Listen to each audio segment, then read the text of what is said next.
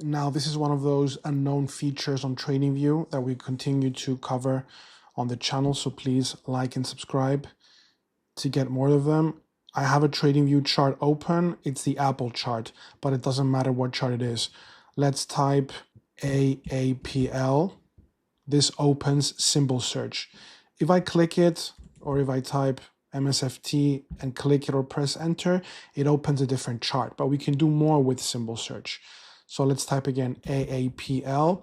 You see here, there's a sort of calculator. When you hover over, it says show spread operators. I click on it, divide, subtract, add, multiply, and the exponentiation, as well as the reciprocal. So let's do Apple plus MSFT and press enter.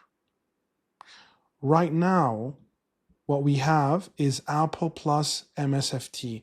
So we can track an actual chart which doesn't show Apple or Microsoft. It shows the movement of both of them.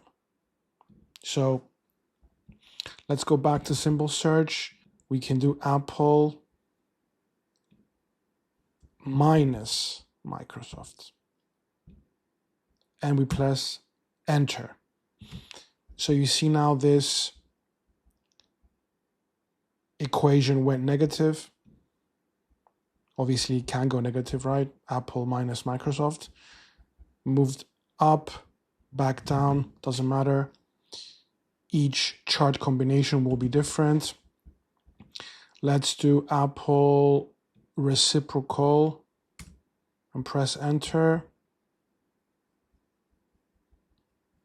I don't know how you would use this, but maybe others would. Apple multiplied by NVIDIA. Enter.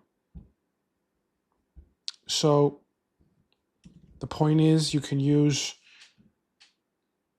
the symbol search area like a sort of calculator where you can add, minus, divide, and so on.